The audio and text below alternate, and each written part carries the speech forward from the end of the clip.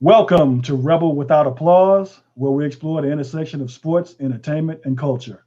I'm your host, Maurice Bob, and today we have a very special guest on the line. He received his PhD from Harvard University, and he received his BA from Columbia University.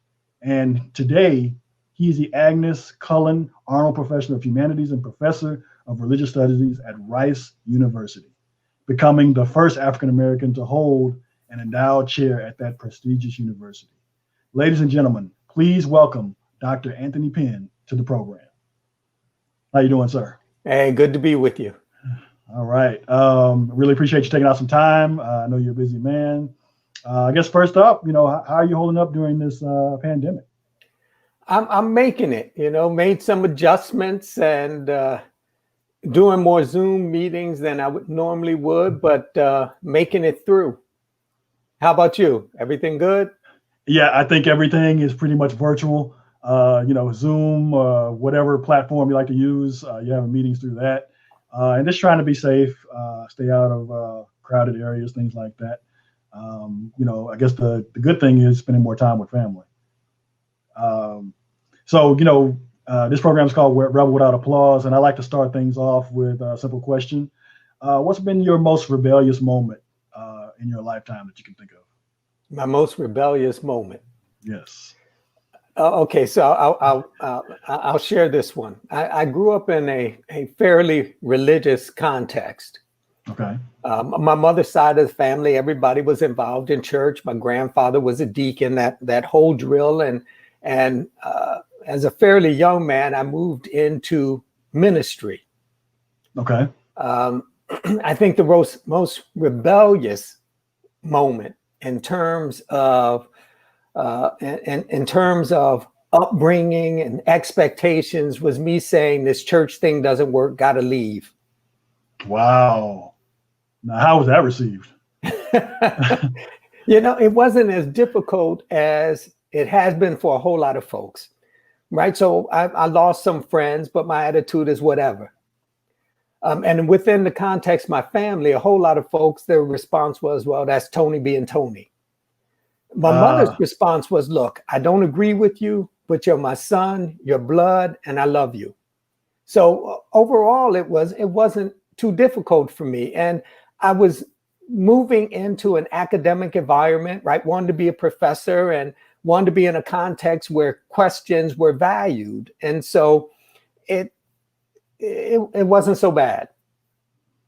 Okay. Now, let's kind of examine why that was tough. Obviously you said you brought up in a very religious home. To what extent, how are you involved in the church, and when did you kind of see things go kind of to where, you knew it wasn't for you as far as going down that lane?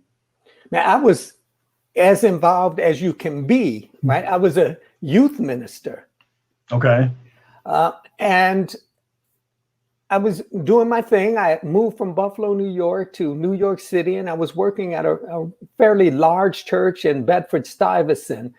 And this wasn't Bedford-Stuyvesant 2020, right? It wasn't gentrified Bedford-Stuyvesant. It was Bedford-Stuyvesant that was feeling the effects of crack cocaine. Wow. Right? That was feeling the effects of law and order, the controlling of Black bodies at all costs, right? It was a different world. And within that context, it became clear to me that what I offered really didn't meet the need, that I was answering questions that folks weren't asking. Okay. I was ill-equipped to answer the questions about life in an anti-Black world that folks really asked. I was still interested in ministry when I left Columbia, but ministry that was a bit different. So one of my role models for ministry became Adam Clayton Powell Jr., who understood the church as a mechanism we can use to make a difference in the world, right? That we use this platform as a way of changing the circumstances of Black people day to day in the world. And that appealed to me. But in Boston, Massachusetts, I ran into the same sort of dilemmas in church that was ill-equipped to really meet needs. I was losing young people, literally losing young people because they had on the wrong color. Wow. Right? I'm encountering young people who had an easier time mapping out their eulogy than thinking about a bright future. And the church didn't offer anything that transformed life, that made it better. That church as I understood it, church as I worked in it, pointed beyond the world, right? Don't worry about this, you'll get yours later. And it wasn't making a felt difference. And I reached a point where I had to make a decision. I could stay in the church and safeguard that tradition, or I could find a different way to be of use. And so I left. Now, why was it difficult? It wasn't simply difficult because of family, but think about it. Roughly 94% of Black folks, at the very least, say God exists. Yes. We live in a country in which humanists, atheists, agnostics are frowned upon. We live in a country where the vast majority of citizens believe you cannot be moral if you don't believe in God. So I was leaving what was understood as the way to be in the world, right? To be morally and ethically upstanding involved what I was leaving. And I was embracing what folks held as suspect. Okay. Now you mentioned a pretty poignant point where Adam Clayton Powell was one of your, inspirations. Mm-hmm. And when you look back through history, especially when it comes to the African American diaspora, our main leaders or our most important leaders come from a religious background. You have, Dr. Martin Luther King, Adam Clayton Powell, like you mentioned, even Malcolm X. Did you see that sort of as a kind of also a roadmap for yourself? You didn't go into politics, obviously, but, you saw this kind of using your religious knowledge and that kind of vein to also help and lead, African Americans and Americans in general. Yeah, the goal was to make a public difference, right? And the models that we highlight tend to be folks who come from that religious, primarily Christian background. Martin Luther King Jr., Ida B. Wells, right? These sorts of figures, but we can't get it twisted. They are not the only ones, right? So you don't have, for example, the March on Washington without an A. Philip Randolph, who wasn't a believer. So much of the civil rights strategy was developed and played out by Bayard Rustin, who wasn't a believer. Right? So we highlight figures like Frederick Douglass, but forget that he said he understood the meaning of prayer when he prayed with his legs. Right? For him, it was about action. It was about doing. Or W.E.B. Du Bois, who was not a churchman, committed to making a difference in the world, but not a churchman. And so for me, it was a matter of looking for these underrepresented figures, looking for Black folks who had made a difference in the world and did it without reliance on God or gods. They were there. I just had to learn to appreciate them. But for me, it wasn't simply these sorts of figures. I was also influenced by hip hop culture, right? And so there was growing up, there was a bit of friction there, at least for my mother. How can you listen to this, right? If it wasn't gospel music, wasn't spirituals, she didn't understand the significance of it. But for me, hip hop provided a way of thinking about the world. It provided a language, a grammar, a vocabulary for engaging the world. It provided a way to be angry at disregard, to be angry at injustice, and make that anger productive.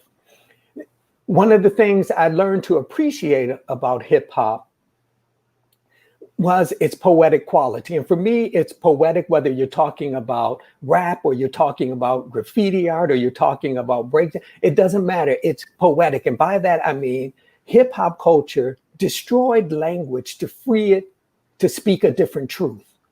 Okay. And for me, that was deeply significant. that hip hop provided a way of looking at the world, seeing the misery of the world, and addressing it without flinching. So you make a good point. One of the things that you're really known for is your religion and hip hop course, that you taught alongside Bun B. Bun B. Yeah. Can you talk about, the genesis of that course? And it's actually groundbreaking to bring those two together, especially at a prestigious university like Rice. What was the process like, and what was the idea going into it to create that course? Well, I started thinking about hip hop and hip hop's relationship to higher education, hip hop's relationship to college as a graduate student. And then when I took my first job at Macalester College in St. Paul, Minnesota, I started teaching a course on religion and popular culture, and a segment of that dealt with hip hop culture. So I started teaching and writing about hip hop, and then I came to Houston. And I was in the city with some of the artists that I had long appreciated. Okay. Right? That I had long appreciated. And one of my former students, Andrea Matthews, was an intern at Rap-A-Lot Records. Okay. And she provided some introductions for me because I had been teaching the religion and hip hop course. I had taught it at Rice maybe 3 or so times by that point. But I wanted to do it in a way that included the hip hop community, right? That the students at Rice in Houston would be losing a unique opportunity if hip hop taught on the campus didn't include attention to artists who live just a matter of miles away. Okay. And so one of the artists I wanted to bring through was Bun B. I was a UGK fan, right? So I wanted to bring Bun B through. And so we had an initial conversation, and he was rightfully reluctant, right? What had Rice ever done to suggest it appreciated Black people in general and hip hop in particular? It had done nothing, right? So I got the suspicion. And so we had a conversation and we talked, and he agreed to come in. And we had a chance to sit in my office for a little bit before that class. And after that conversation, it was clear to me that we would be losing out on something if we didn't have Bun as a regular component of that course. So I asked him if he'd be willing to co-teach it with me. And it's been fabulous, right? The students, they get an outsider's perspective, they get an insider's perspective. We've been able to bring through some tremendous artists, right? We've done some public programming related to it. It's just been fantastic. And to do hip hop studies in a way that brings into play religion wasn't the norm, right? This was a new dimension to hip hop studies, and it's been great. So, from a hip hop perspective, within the hip hop culture, there are certain things, and even if you don't say, it's worshipped, in a way it is, money, progress, materialism, things like that. Were you able to kind of connect the dots from that perspective to, finding a way to get it to a higher calling? Or was it more of a historical perspective to where rappers are sort of serving as muses to dictate, all their timelines throughout life, and kind of, this is what happened here, this is what happened, and this is how we progressed, and this is how we got through it, and things like that? Well, the first thing I'll say is this, that there are ways in which hip hop culture is deeply American, right? It's deeply American, that it has the same sensibilities, it has the same framework, it has the same views as the United States, right? It's born in this context. It develops in this context, and it is tied to some of what it means to be American, right? So we wrestle with some of that, but we typically break the course down into 3 components. We're interested in how artists embrace religion, how artists critique religion, and then ways in which hip hop can serve as a religion. Okay. Okay. So, and then, obviously, you studying hip hop. Christianity isn't the only medium, especially, with these coming out of like the New York Beverly Stuyvesant, like where you serve time. You have your 5%ers, you have your Nation of Islam, regular Islam. How were you able to kind of connect those dots to students to where they understood kind of where those come from and how those served as inspirations to the hip hop community as a whole? I mean, you're exactly right. I mean, so we spent some time kind of looking at the ways in which 5%ers have influence, right? The ways in which hip hop culture became a vehicle for those teachings. We look at the Nation of Islam and the way in which principles and insights of the Nation of Islam, message to the Black man, get played out. We also look at the way in which Sunni Islam gets expressed. So we look at a variety of these traditions.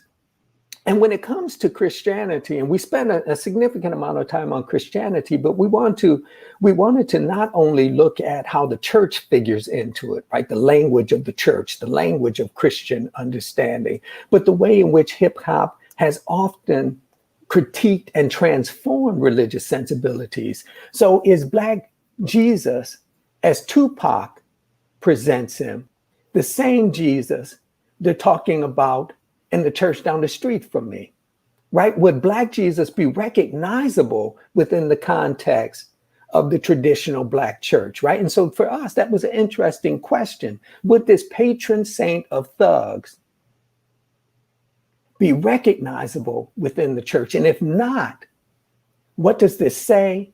What does this mean? How does it function as a critique? How does it function as a reclaiming of Jesus as the figure for the marginalized? Now, obviously your point is very timely. Right now, when we're going through, social injustice and just kind of this reconsideration of the African American experience in the context of this country. And, you have questions coming up now to where, especially when it comes to religion, they're looking at, okay, well, why is Jesus depicted as a white man? Is he white? How does that juxtapose to how, we got into Christianity? A lot of people feel like it was forced on us, while we were enslaved and kind of used against us. From that standpoint, bringing it to kind of like a timeliness of what people are thinking about now. How do you connect the dots, and how do you explain, kind of what religion is in that context?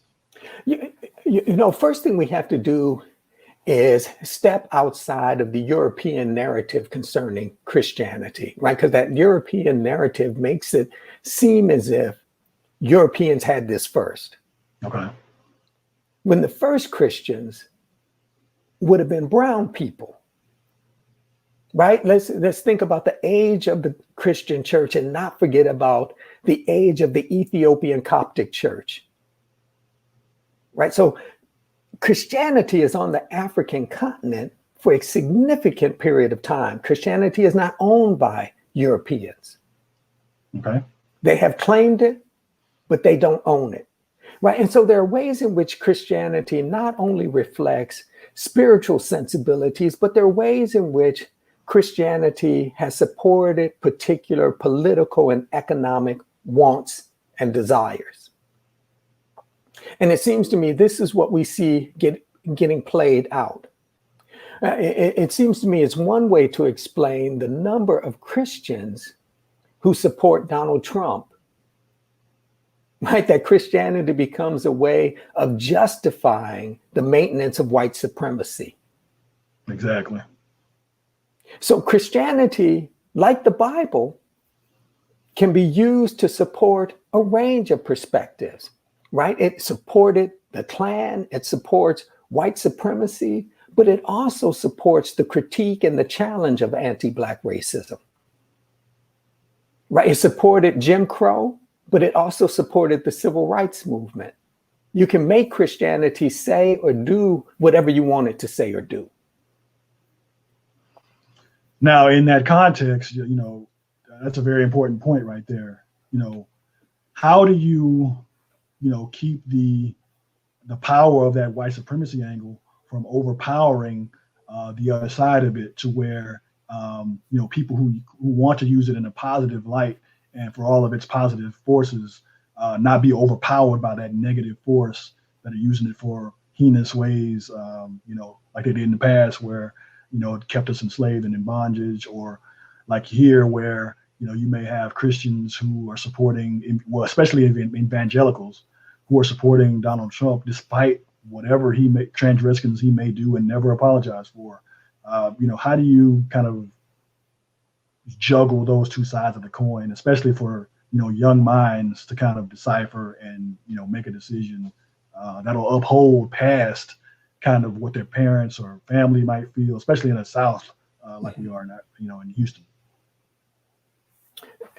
It seems to me one thing we have to do is determine our values, what matters to us, right? Does the end of anti-Black racism matter to us? Does the end of gender discrimination matter to us? Does the end of homophobia matter to us, right? Does economic equity matter to us? And then we use whatever tools are available to us to support that agenda of transformation, right? So my argument is simply this: we have to privilege the kind of work we want to do in the world. Don't privilege the tradition, right? Don't privilege the tradition. Privilege the work you want to do in the world, and then make use of those tools, whether it's Christianity or whatever. Make use of those tools to support that agenda of transformation, right? But to spend time arguing over what is the only way to interpret the faith isn't very productive. History demonstrates it can be interpreted to support injustice. It can be interpreted to challenge injustice. We have to determine what our priorities are and then be about those priorities. Do you feel like it's getting easier or harder, to establish, the point you just made? I don't know that it's getting harder. If we think in terms of the United States, it has always been a country that has supported anti-Black racism. Right. So I don't know that it's getting harder. I think it's getting different. Okay. Right. So right now, social media makes apparent in real time the violence of racial disregard, right? The various forms it takes. We see this in real time. But the United States hasn't changed. It hasn't recently become racist. That racism has just been manifested in a different way. And with Donald Trump, you get, from my vantage point, an explicit celebration of racism. Right? So it isn't the case that every Trump supporter is a racist, but it is the case that every supporter of Trump is okay with racism.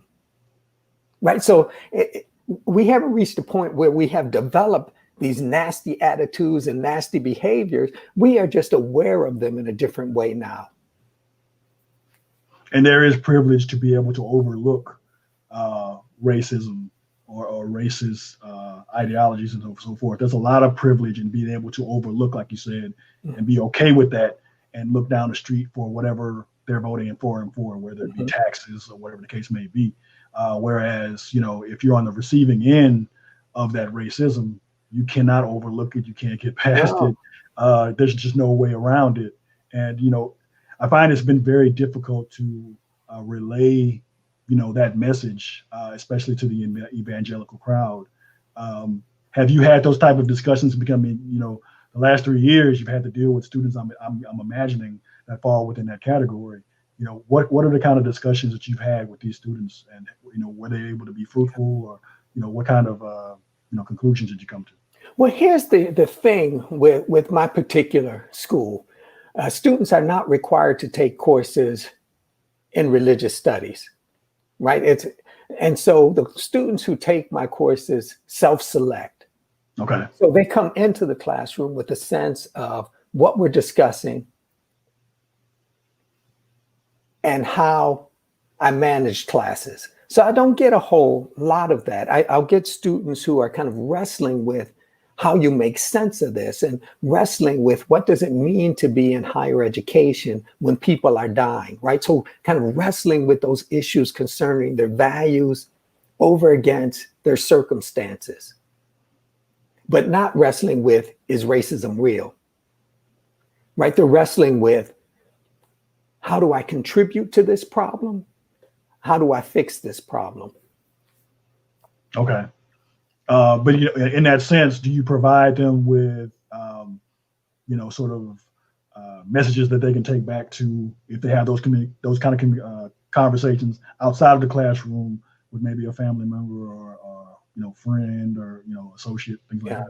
My job in part is to provide them with tools, to provide them resources, not give them answers, not tell them how to think about issues, but to provide them with tools, to provide them resource that allow them to wrestle with issues, to critically engage issues, and to ask good questions, and then better questions, and then better questions, and then better questions. The goal is to equip them to be functioning, contributing citizens who work to transform.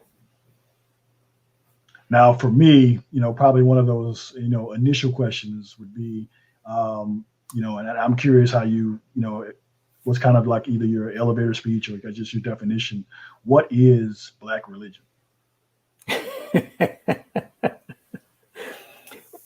And so I've got two answers for you.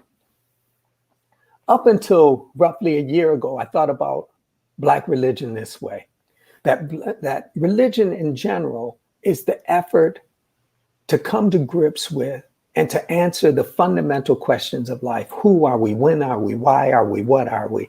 It is the effort to invest life with meaning. And so Black religion is the effort to invest life with meaning in a context in which you are despised. Wow. Okay. And so that held for me for a long time. But now I'm beginning to think that religion isn't a thing. It's an attitude. It's a perspective. That religion is a privileging of certain experiences, right? A kind of highlighting and tapping into certain experiences. It isn't an attention to something that is transhistorical, that is outside the context of human history. It's not a unique form of experience. It's how we interpret and wrestle with human experience. It's a kind of filter, right? So if you think about glasses, I wear a particular set of bifocals. Okay. And those bifocals determine how I see things. They determine how I experience things. So I'm saying religion can be thought of as a pair of glasses. It determines how we see human experience. It determines how we interact. It determines how we think about human experience. Okay. Because one of the things that kind of stands out to me, and I wouldn't say that I'm particularly religious, but I think like most, African Americans in this country, you grow up with a religious foundation. You go to church, if not every Sunday, there's some frequency to it, especially early on. And one of the things that really stands out to me is when you think about church or religion, you think of getting baptized, the reverend,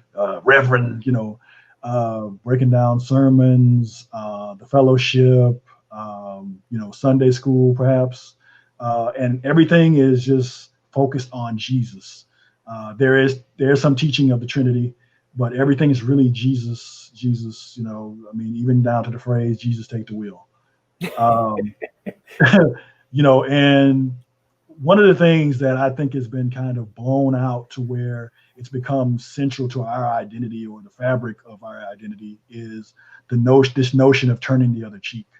And I feel like it's been ingrained to the point where we're known for it and we're expected to do so.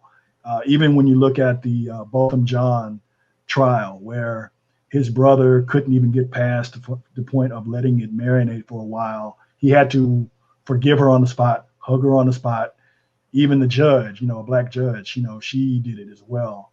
And I think that's kind of thwarted our process, progress in a way.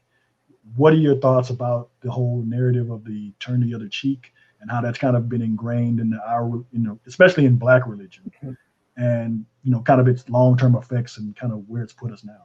Yeah, I think that is certainly the case with the most dominant strands of Black Christianity, right? So think in terms of a Martin Luther King Jr., for whom nonviolent direct action was about a willingness to absorb abuse in order to morally transform the world. But then you have a counterpoint, because Malcolm X went about turning the other cheek. Not at all. Like that he understood that you assert your personhood, you assert your humanity by defending your humanity, right? That you make folks recognize your worth. You make folks recognize that you rightly occupy time and space, and you do it by defending your occupation of time and space. That for him, what the United States understood as an empire building country was counterforce. Right, so we've always had within our context these competing claims, right? So taking someone like Frederick Douglass. So Frederick Douglass has this fight with an overseer in the barn, right, with Covey, and they are going toe to toe.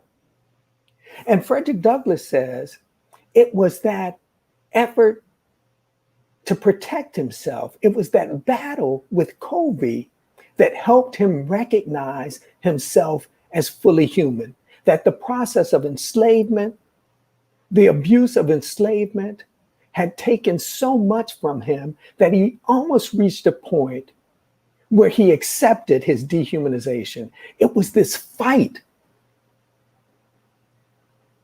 that allowed him to recognize his personhood and his value, right? So again, we've always had these competing claims, but popular imagination tends to downplay the benefit of conflict. So even with a Martin Luther King Jr., you have this person changing his perspective and his opinion, right? He is opposed to the Vietnam War, and that doesn't go well for him. He transforms and changes his opinion.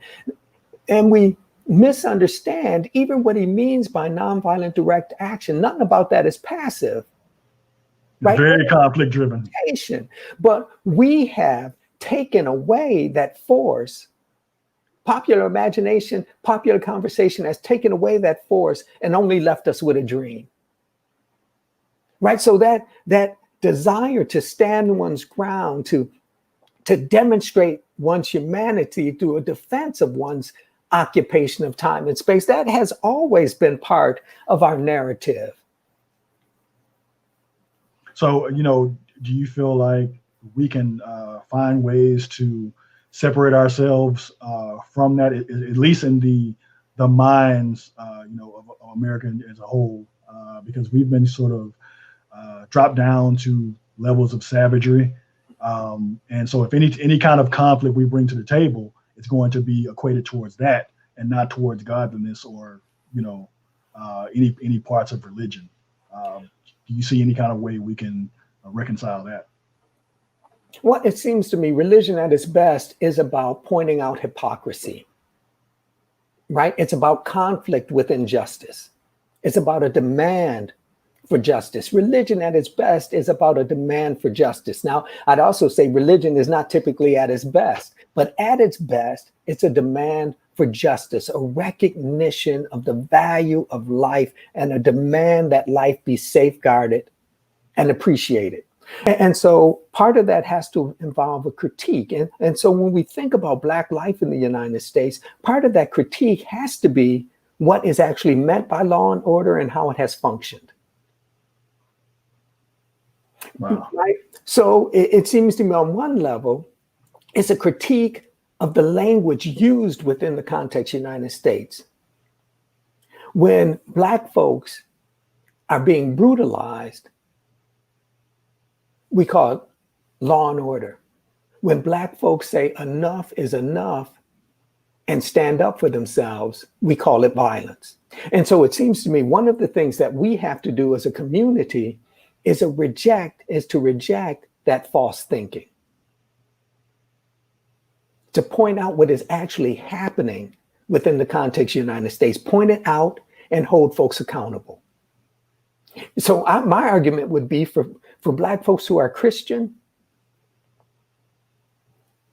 they ought to go to the example of Jesus in the temple.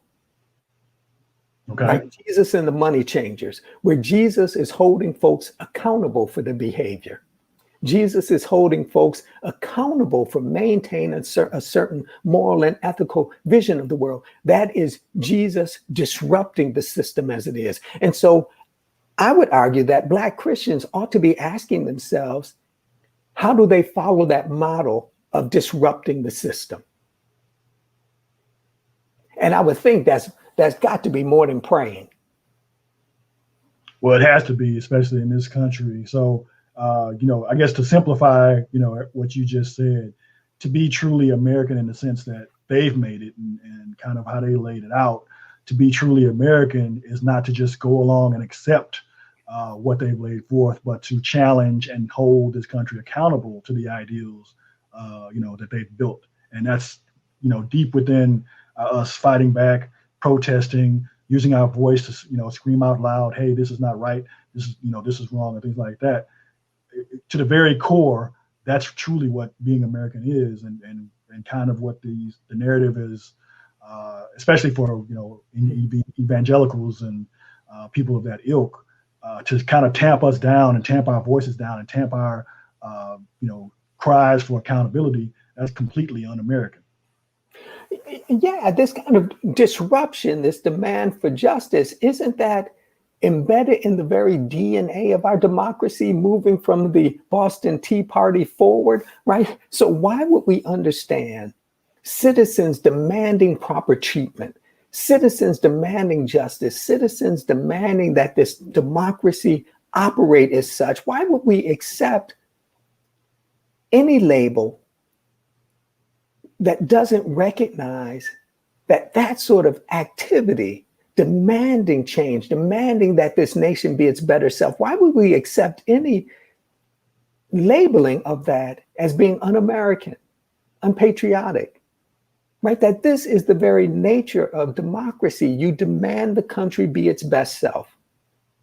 You hold the country accountable for living out its values, for living out its principles. That is to be American.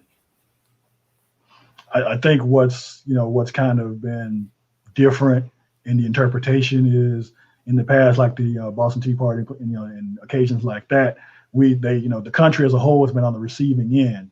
When we look at now, the country is on the opposing end. They're actually inflicting these injustices and things like that, and it's hard for them to reconcile with the fact that they're inflicting these instead of receiving. That's why they always say, when you bring up Jim Crow and some of the other atrocities, I'll get over it. But 9/11, never forget. Again, that's something that's committed against us, as opposed to, this country committing the atrocity. And I think that's been kind of the mindset that separates how they're able to conceive what we're doing, or trying to do at least. I'd modify it some. And modify it so that what becomes more pronounced is the fact that Black folks are citizens, that we are this country as well, right? So it's not this foreign body disrupting life in the country. We are part of this. We have built this. We are entitled to the best that this country can provide, right? And we cannot allow a conversation that suggests we are not a part of this. We cannot accept a conversation that will label us as foreign. And it seems to me that what this country needs, and one of the things we have to be persistent about, is a different understanding of difference. That within the context of the country, we tend to understand difference as a problem to solve. Right? That everybody should be the same. And what that has meant in the United States is everybody having to follow a white norm. That we are acceptable, we are included to the extent we make white people comfortable. But we have to understand difference not as a problem to solve, but as an opportunity. That through a range of perspectives and opinions, through a range of talents and gifts, we have an opportunity to build this country better. And that's one of the things that I wish people understood. I think people get it from they can understand it outside of this country. You know, for instance, if they go to another country to visit, they can understand the contributions that country or the people of those countries make, but they can't understand it within the confines of this, melting pot of a nation where, you have all these different kinds of people who bring different things to the table, and they should be shared. They should be able to learn from and grow from and actually rise up together. You can build a house, you can build a car, you can bring this teachings, you can bring that teachings. If we embraced all those differences instead of being comfortable in what we kind of decided defines this nation, I think we'd get a lot farther. And it seems to me it's a scaling up, right? So we understand the importance of difference, the value of a range of talents when it comes to, for example, sports. Right? That you don't want a basketball team that is premised upon everybody being able to hit threes. Right? You need more than that. You need a skill set that goes beyond just this one talent.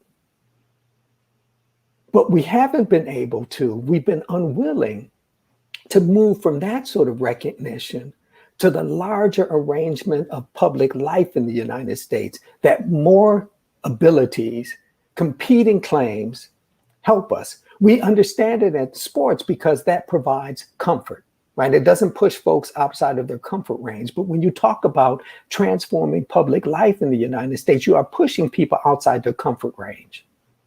And they don't want that, No. even down to the fact that they don't want to listen to your message, even if it's not during the anthem or whatever the case may be. As we just saw, they did it outside of that and just said a moment of unity. They even booed that. And I think it's like you said, it's pushing them out of their comfort zone, making them realize and see what's in front of them, and they don't want to see it. They don't want to acknowledge it. They want to still hide in the escapism that sports brings. And I can understand that. Life is hard right now. The pandemic, the mental health has got to be off the charts as far as, going in the wrong way. But still, you cannot hide from truth. Mm-hmm. Truth is going to get in there somehow, some way, somehow, whether you like it or not. And I wish we were more embracing of those truths, whether ugly as they may be. And here's the thing. For marginalized communities in the United States, when has life ever been easy? Never. This is just a different type of hard for us, but when has life ever been easy? Never. But we cannot transform this country based upon the comfort of the dominant population. It just doesn't work that way, right? We cannot be told, you go ahead and change, you go ahead, we want to include you, but don't change anything. That just doesn't work.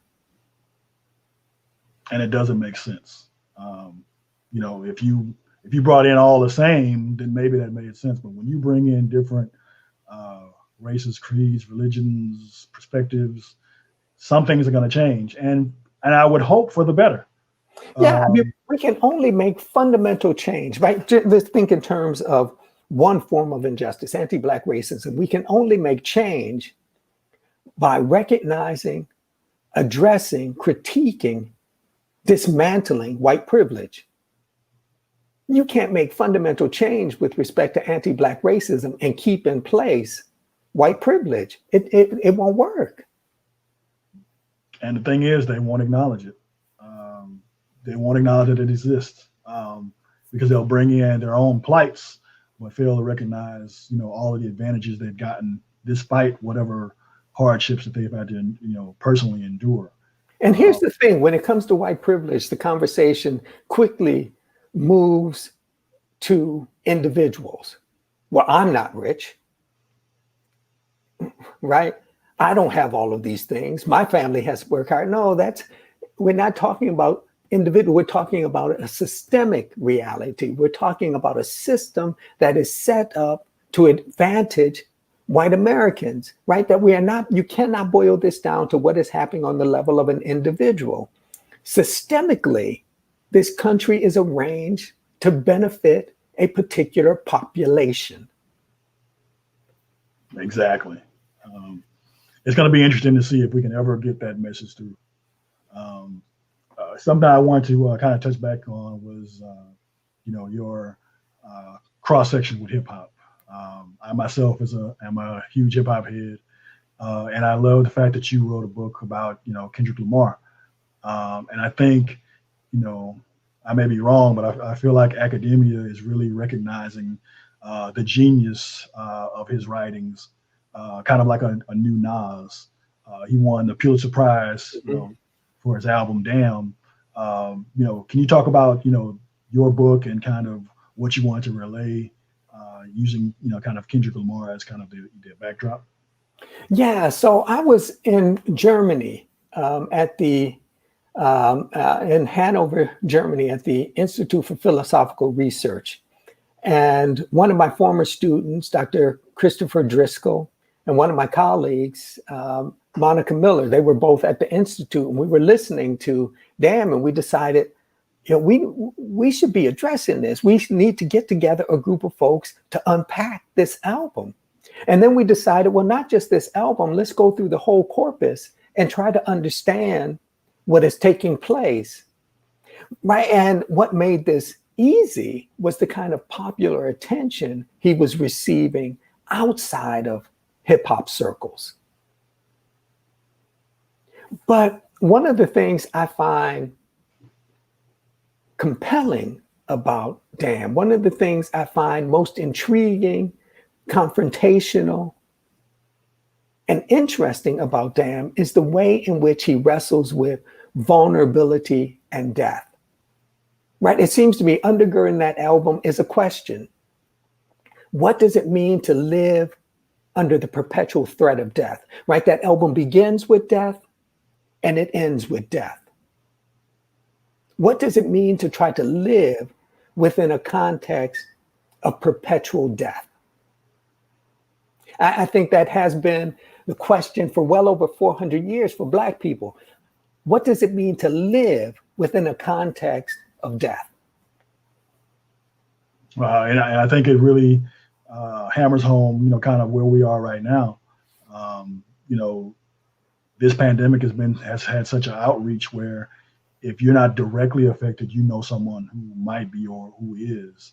And, we've had to reconcile with death in a very real time.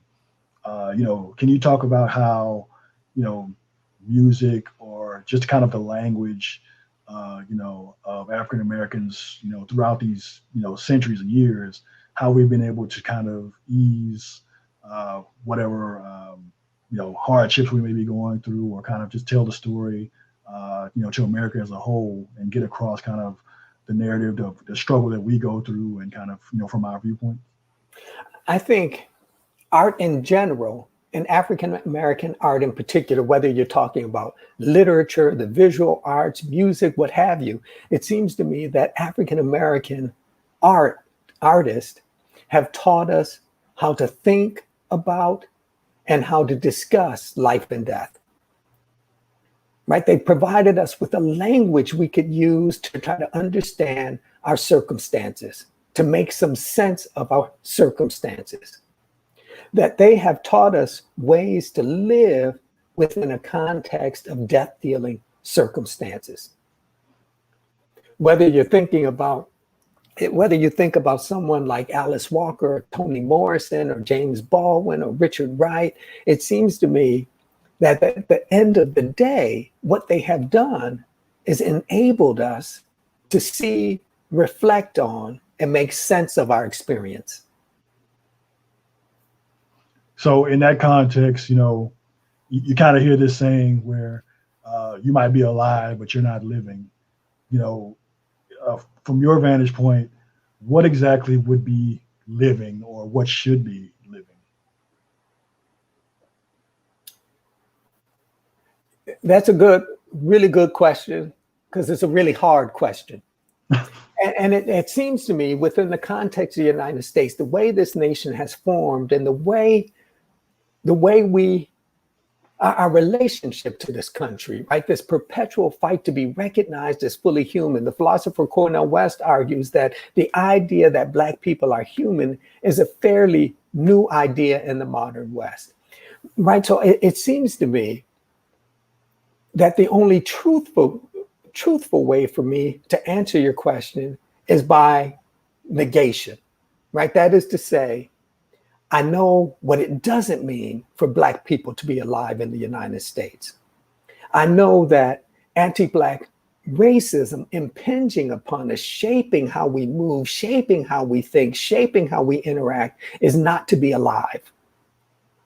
I know that homophobia within Black communities that jeopardizes lives, right? I know that trans violence within the context of Black communities that damages, that destroys, is not to be alive, right? So because this country has never appreciated us, has never fully included us in the workings of this nation, the only way for me to determine what it means to be alive is to peel away those things I know that impinge upon us, that keep us from being full.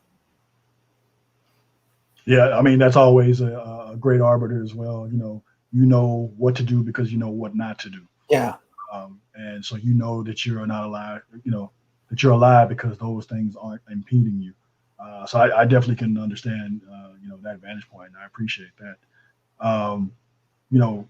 And I can't let you go without kind of touching on this. I want to touch on your other book. Well, you had many books, but another one of your books that's I think is very timely, especially what we're going through right now, and it's almost coming back full circle in a way with Biden running. Your book on religion in the age of Obama. So I want to talk about significance of that book and kind of what you tried to relay, with that book. Yeah. So I did that book with a longtime friend and conversation partner, Dr. Juan Floyd Thomas, who teaches at Vanderbilt University. And we were sitting around at his house, just chilling and talking about the Obama effect and what this meant. And for me, the question was this, that here you have someone who's able to discuss democracy, able to discuss public life in the United States and do it in a way that appeals to folks who claim to be religious and folks who claim not to be religious. That there were Christians, Muslims, atheists, humanists, all claiming Obama. And I wanted to understand, what was it about his self-presentation? What was it about his language? What was it about his vision that allowed him to unite these diametrically opposed populations? And then I wanted to wrestle with markers of hope within the Obama presidency and markers of demise. Right. So with Obama, there is this hope for transformation, this recognition of the United States as possible, right? This understanding of the United States as having the ability to be something different. But one can't forget that coupled with this was was a vicious, anti-Black, racist development, right? That Black Lives Matter develops under the Obama presidency, right? Black folks are being brutalized, killed for being Black, right? So how do you hold together the great promise that this presidency represented and the tremendous anti-Black backlash around this presidency? How do you make sense of those? And what role does religion play in all of that? Those were some of the kinds of questions that we wanted to get at. And you mentioned it. You kind of answered my question before I got there. It's almost like we were flying high and then just crashed all of a sudden. With the rise of Donald Trump, and it was kind of the antithesis of what Obama represented, and kind of even from the way he spoke to where he communicated to where now everything is crass, class is off the table, dignity is off the table. Do you see us being able to come back from that? And especially, it's an interesting question because Biden winning would also kind of bring back a little bit of that Obama, if not, reverberations from the last where he served as a vice president, whereas now he does have kind of a female Obama, if you will, with Kamala Harris waiting in the wings. Do you feel like we'll be able to recapture some of that if we could even get there? Here's the thing for me. Under what president haven't Black people died, right? Under what president haven't we despised Black people in the United States, right? Under what president were we safe? And so my thing would be, we don't want to go back because back wasn't so great. What we need are new opportunities, new possibilities. We need to do things differently, right? We need to do things in a way we have not done them before. We need to have sustained conversation. We need to have systemic change like we have never had before. Right. So in terms of Donald Trump, it seems to me that what you get with Donald Trump is a loud and aggressive demand for white supremacy. Right. It is a violent backlash against Obama.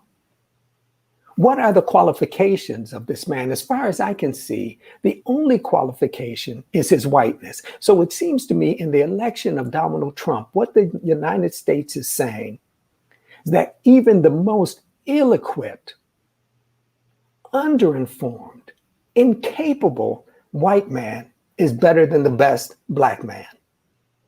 Right. So it seems to me with Donald Trump, you get a new and aggressive assertion of white supremacy, that his whiteness trumps everything else. Pun intended. Yes. and it also seems to me that with white people voting for Donald Trump, my argument would be this, that what we are getting is very similar to the sensibility in the antebellum period, whereas not all white folks were successful and rich during the antebellum period. But what they could say is, I may not be rich like this person. I may not have property like this person, but at least I'm not Black. And here you get in 2016, folks saying, this country has not worked for me. I don't have all of the advantages. I am not rich, but I'm going to celebrate the social capital of my whiteness.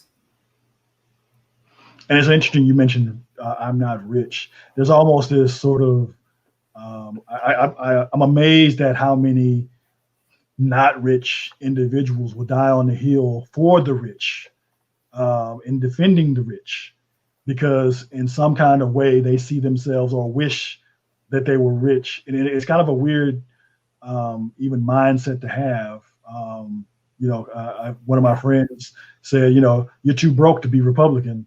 And I find that a lot. That's a case in a lot of cases where people vote against their own interests because they want so bad to be that billionaire or that multimillionaire, that they'll defend it to the core as if they were them themselves. And I find that's a very weird outlook. I would agree with you that on one level, what you get are folks desiring what the wealthy have, right? That their sense of self, their sense of importance, their sense of place is all captured by material success. So they want what that person has. So they will follow the instructions of that person. But I think in addition to that is the assumption in the United States that rich people are rich because they are somehow better. Right. And so you get folks who are willing to go along with what will fundamentally harm them because they assume this rich person must have knowledge that I don't have. They must have something I don't have. So they must be right. That's a dangerous place to be. It's dangerous. Very dangerous. And reflecting back, it should be clear to a whole lot of Trump voters that this did not work. But they're going to have blinders. And I think it's going to come down to the fact that they're able to, he hates what they hate, so they'll hate together, all the way to the polls and kind of sort out everything else. I think it's going to be very tough to overcome.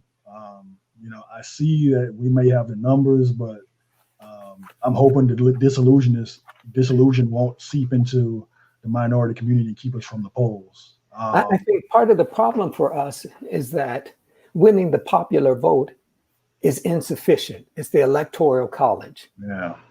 Right? You can win the popular vote and lose the White House. Crazy to think that.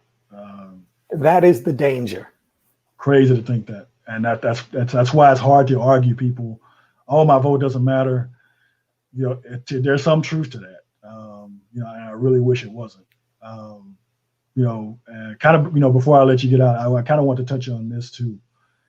We've seen kind of a increased participation, if you will, of hip hop joining in the conversation for a political gain, whereas they don't want to just vote as a monolith for Democratic Party. Rappers like Ice Cube and Diddy, like, hey, are you going to earn our vote? What are you going to give us for our vote? What are you? And to the point where Biden's even going to have a conversation with Ice Cube. He's had a conversation with Cardi B. What are your thoughts on hip hop going into the ultimate plateau of joining into real politics and not just street politics? I think it makes perfect sense, right? That here you have a culture that has influenced the globe. And why shouldn't these influential figures use that influence, use that public profile to shape the Democratic Party platform items, right? Why shouldn't they use this to help transform this platform so that it works on behalf of those who are most disadvantaged? But I'd make a distinction between that sort of work and Kanye running for president. That's such a distraction. That's not the same. Not the same at all. And I really hope he doesn't get on the ballot, because it's misdirection, and it's meant to kind of keep our eyes on maybe throwing some votes his way and helping Trump. And I think a lot of Republicans are even helping him get on the ticket. And just quickly, I'd like to go back to something in terms of the vote, right? That I understand that the Electoral College is a problem for us, but I think from my vantage point, that we have an obligation to participate, that I'm hard pressed to understand the complaints from folks who don't participate. Yes. Right. So it seems to me that casting a vote is the least we can do to acknowledge our opportunity and obligation to participate. I really hope we see that, because you can't complain if you don't participate. And just think, and again, we got to move away from that individual. If you would look at large voting blocks, how might things have been different in key areas if more marginalized folks had actually voted? We narrowly lost this last election because a few people decided to stay home and not participate. Vote. Please vote. Please vote. Well, you know, I mean, I could listen to you all day, Dr. Pinn. It's been a huge pleasure, you know, having you and you know, discussing these important topics. I really thank you so much for your time. Oh, my pleasure. And you know, to all the rebels out there, please make sure you check out Dr. Pinn's books. They're very informative. You know, for a lot of you, it may change your life. So please go out and look for those books. Religion in the Age of Obama, Kendrick Lamar and the Making of Black Meaning, and others. You know, it would really do you a service to become educated on, you know, and even if you're just a hip hop head and you want to learn the intersection, you know, of that and religion, I think it'll do a really big service to check those out. And like always, I want to thank everyone for hanging out with us.